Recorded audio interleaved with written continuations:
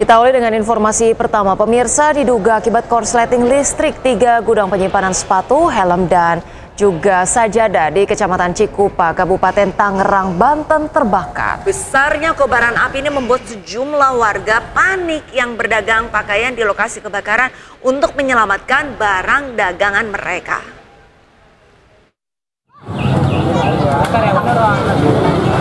Asap tebal disertai api muncul dari 3 gudang tempat penyimpanan sepatu, helm, dan sajadah di Kecamatan Cikupa, Kabupaten Tangerang, Banten.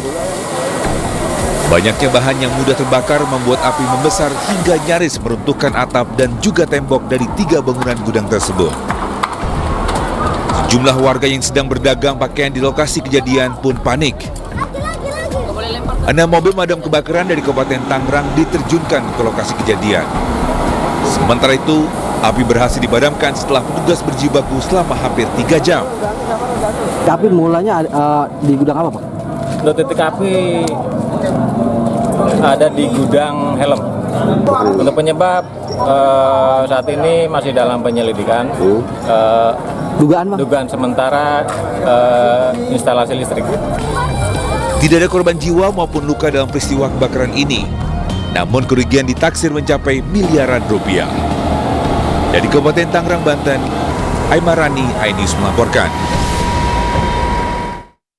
Sebuah sepeda motor terbakar hebat usai bertabrakan dengan sebuah minibus di Jalan Raya Cilengsi, Jonggol, Bogor, Jawa Barat. Ya, beruntung korban pemotor hanya mengalami luka ringan.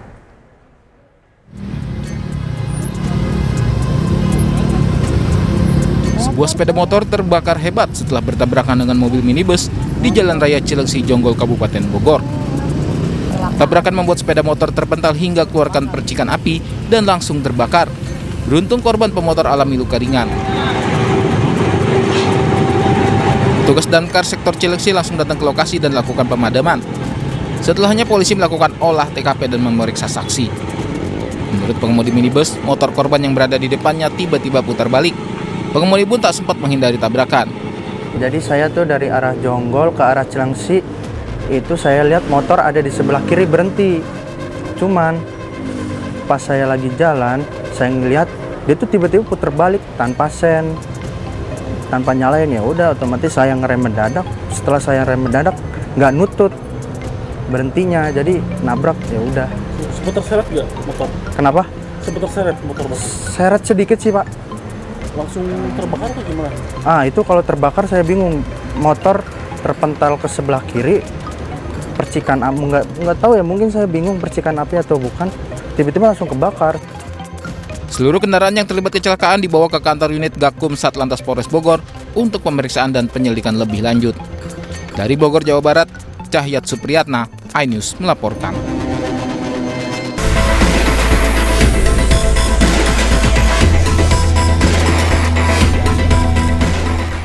Inilah rekaman CCTV di salah satu toko pakaian di kawasan Pasar Raya Fase 7, Kota Padang. Tampak seorang wanita yang menggunakan baju berwarna pink memasuki toko dan berpura-pura sebagai pembeli.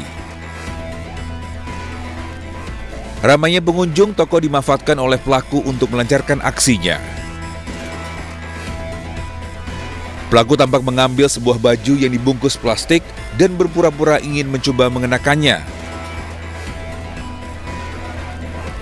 Namun dengan sigap, pelaku memasukkan baju tersebut ke dalam tasnya dengan ditutupi baju yang dipegang lalu berhasil kabur. Akibat peristiwa tersebut, pemilik toko kehilangan 1 set baju muslim seharga Rp195.000.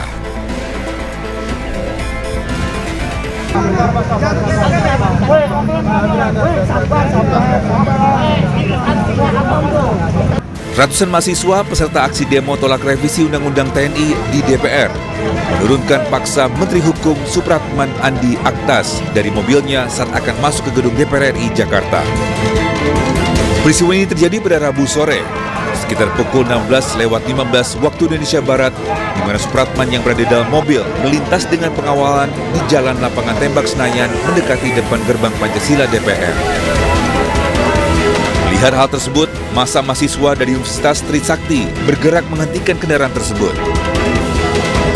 Meski 2 ajudan Menkum keluar dari mobil dan meminta massa membukakan jalan, namun massa tetap mengadang mobil serta meminta Supratman turun. Supratman kemudian keluar dari mobil dan berjalan bersama massa aksi ke depan gerbang DPR. Dia pun tampak berdiskusi dengan massa aksi tersebut. Tim Liputan iNews melaporkan. Pemirsa, seorang oknum perwira polisi dan 2 orang sipil membantu polisi menjadi tersangka karena menganiaya pemuda hingga tewas di Asahan, Sumatera Utara. Dan untuk prarekonstruksi penganiayaan korban di lokasi kejadian berlangsung ricuh. Warga terus mengejar para tersangka.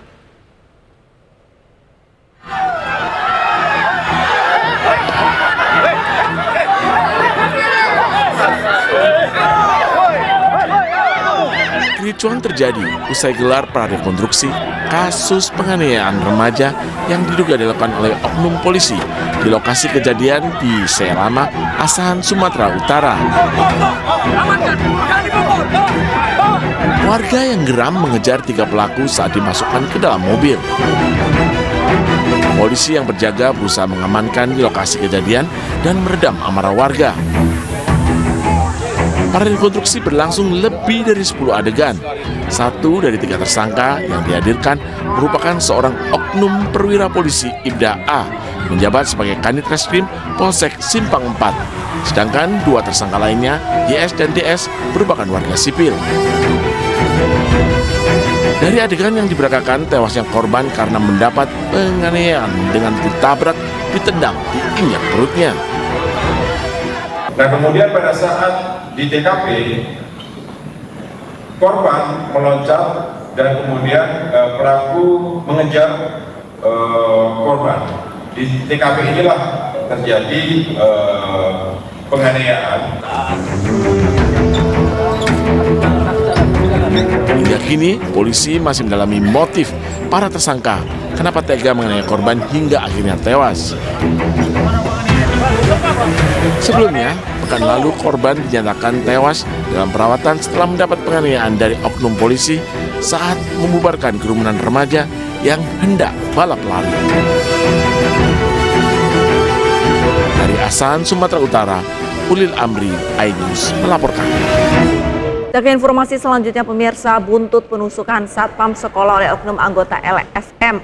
Puluhan massa merusak bangunan bekas kantor LSM di Kabupaten Tangerang, Banten. Iya, pemirsa, akibat peristiwa tersebut pemilik bangunan ini melapor ke Polresta Tangerang atas aksi perusakan.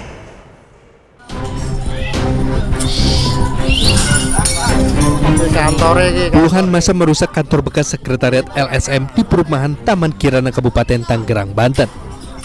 Selain merusak bangunan kantor, massa yang berjumlah puluhan ini juga menghancurkan sejumlah properti yang ada di dalam kantor bekas sekretariat LSM.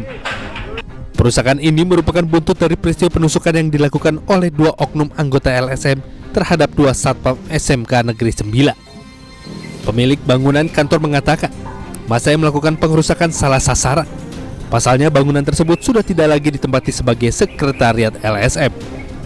Akibat peristiwa perusakan ini, pemilik bangunan kemudian melaporkan kasus perusakan ini ke Polresta Tangerang lantaran mengalami kerugian ratusan juta rupiah. Mantu saya tiba-tiba ada penyerangan membawa nama Esatrate, berarti organisasi Esatrate. Tapi emang itu kantor dari LSM Gerhana itu? Untuk cerita kantor Gerhana itu awal dulu mereka hanya menumpang nama aja. Jadi itu murni punya saya. Kontrakan saya kosong. Ditempatin adalah orang tua saya. Tapi sempat ditempatin sama LSM itu, Pak? Tidak ada kegiatan dari awal. Tidak ada kegiatan LSM? Semua aset yang ada di dalam itu punya saya semua.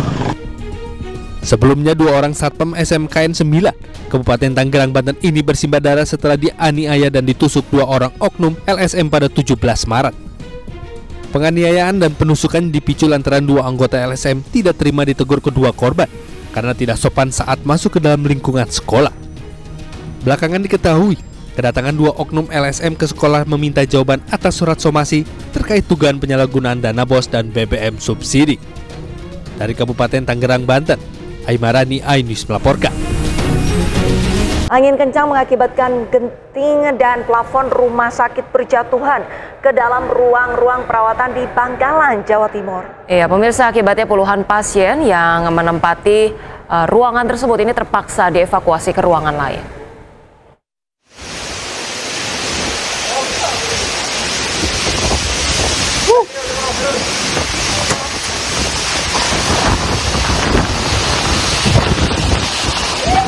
Angin kencang mengakibatkan genting dan plafon RSUD Sarifah Ambami Ratu Ebuh di Bangkalan, Jawa Timur ambruk. Bahkan salah satu pintu ruangan perawatan jebol saat para pasien dan keluarganya panik berusaha menyelamatkan diri. Gila. Astagfirullahaladzim.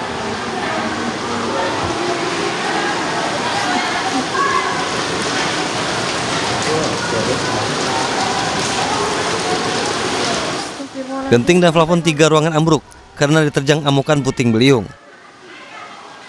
Tidak ada korban jiwa, namun salah seorang warga terluka saat berlarian menyelamatkan diri. Sementara seluruh pasien yang sebelumnya menempati lantai 3 dievakuasi ke ruangan lain untuk sementara waktu. Untuk mengantisipasi hal-hal yang tidak kita inginkan akibat rusaknya beberapa ruangan itu, jadi semuanya dievakuasi dan memang upaya antisipasinya misalnya listrik dimatikan dan sebagainya memang itu tadi dilakukan. Pihak rumah sakit juga langsung melakukan perbaikan pada bagian genting dan plafon yang runtuh serta pembersihan terhadap puing-puing reruntuhan. Pemerintah Kabupaten Bangkalan melalui BPBD setempat sedang mendata kerusakan yang terjadi akibat bencana angin puting beliung tersebut. Dari Bangkalan, Jawa Timur, Taufik Syahrawi, iNews melaporkan. Pemirsa, diterjang angin kencang, 2 rumah roboh dan kemudian puluhan pohon tumbang di Jember, Jawa Timur. Satu pohon besar yang tumbang menimpa warga hingga mengalami patah kaki.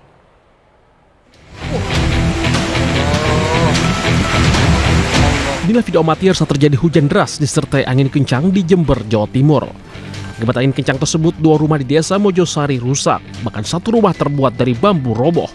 Sedangkan di wilayah Kedaung, Patrang, sebuah pohon besar yang tumbang mengenai salah seorang warga yang melintas hingga alami patah kaki. Korban langsung dirujuk ke RSU Kaliwates, Jember guna menjalani perawatan.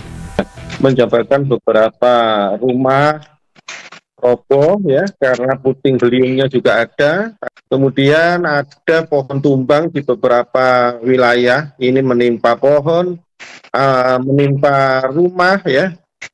Kemudian ada yang di jalan.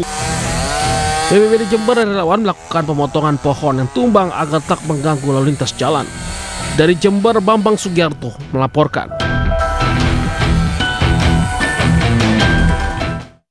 Ya, bagi pemirsa iNews Today dimanapun kalian berada, ini cuaca memang sebenarnya tidak menentu ya, anomali. Apapun kondisi cuacanya, tetap perhatikan kondisi rumah kita ini dalam kondisi yang fit. Kalau misalkan ada genteng bocor apa segala macam harus diperbaiki. Karena kalau misalkan tiba-tiba ada angin puting beliung atau hujan, ini langsung bisa kita antisipasi begitu. Agar rumah kita, atap kita ini tidak ikut terbang ke bawah angin begitu. Betul, itu bicara rumah pribadi mungkin ya. Ketika bicara tentang fasilitas umum, ini juga diperlukannya gitu ya, dipastikan lagi gitu setiap kali membangun infrastruktur publik ini betul-betul dengan teknologi ataupun bangunan yang betul-betul tahan badai gitu ya. Dan mungkin pemantauannya juga perlu dilakukan secara berkala agar tidak meribetkan ataupun mempersulit publik gitu ya. Viral video drone yang menarasikan temuan ladang ganja di wilayah wisata Gunung Bromo. Iya, pemirsa, temuan ladang ganja tidak berada di kawasan wisata Gunung Bromo, melainkan wilayah hutan Taman Nasional Bromo Tengger Semeru di Desa Agrosari, Lumajang.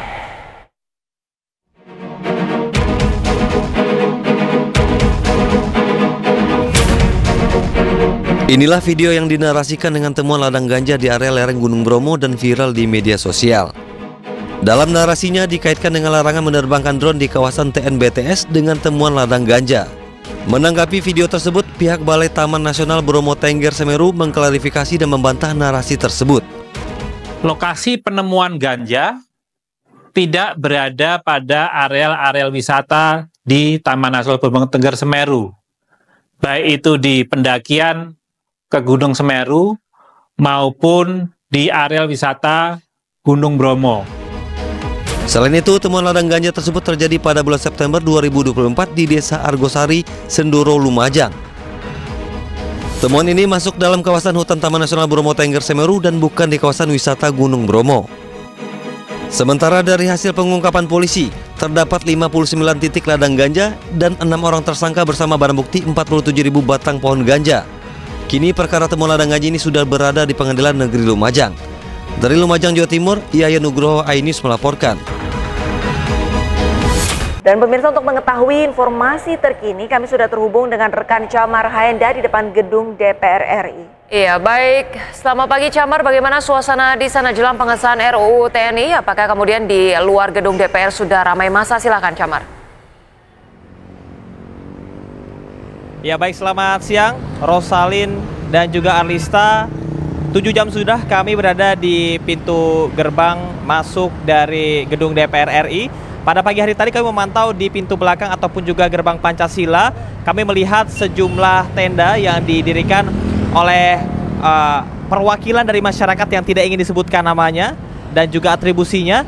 Namun agaknya cukup berbeda dengan situasi dan kondisi yang ada saat ini di gerbang utama dari gedung DPR RI.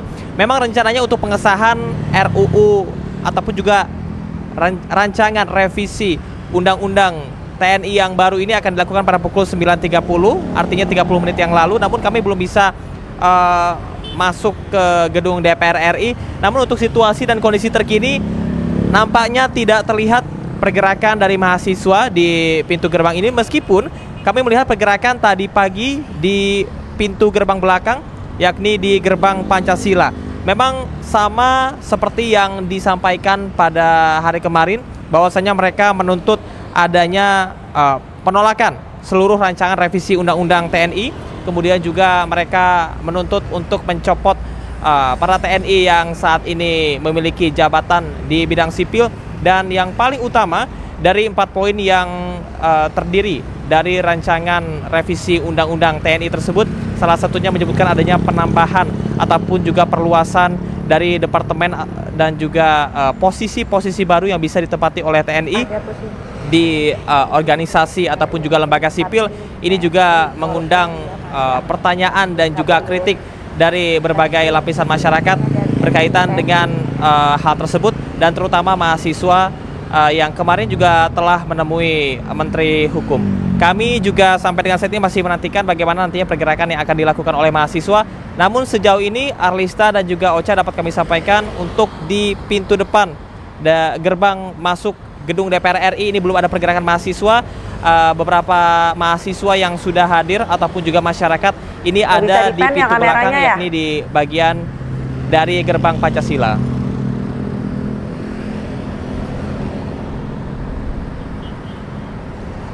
Sementara itu, Camar, kalau misalkan tadi Anda sudah sampaikan bahwa sudah 7 jam di sana, ini apakah untuk si masanya ini terfokus hanya di satu lokasi atau tersebar di beberapa lokasi, Camar?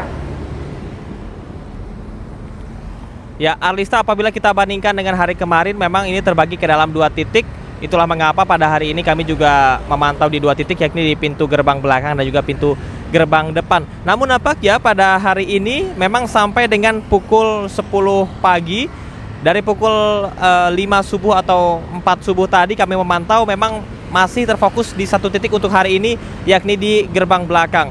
Dan memang mereka juga menyampaikan sudah berada di pintu gerbang belakang sejak pukul 1 malam, dan mereka tetap bertahan untuk bisa awalnya memblokade jalan agar para pejabat ini tidak bisa masuk. Tapi kalau kita lihat memang dari jumlah massa yang hanya berkisar 10 sampai dengan 30 orang, sehingga hal tersebut nampaknya tidak bisa dilakukan. Beberapa aksi juga sudah disebar melalui laman media X, yang mana seruan untuk bisa melakukan blokade jalan agar para pejabat DPR ini tidak bisa masuk ke dalam dan juga bisa mengesahkan ataupun melakukan rapat paripurna terkait dengan pengesahan undang-undang yang baru ini. Namun sejauh ini dapat kami sampaikan untuk pintu masuk sendiri ternyata masih bisa dilalui dan blokade jalan tidak jadi dilakukan, hanya mereka berdiam di depan gerbang gedung DPR RI saja. Arlista. Baik, terima kasih banyak Camar atas informasinya dan selamat kembali bertugas.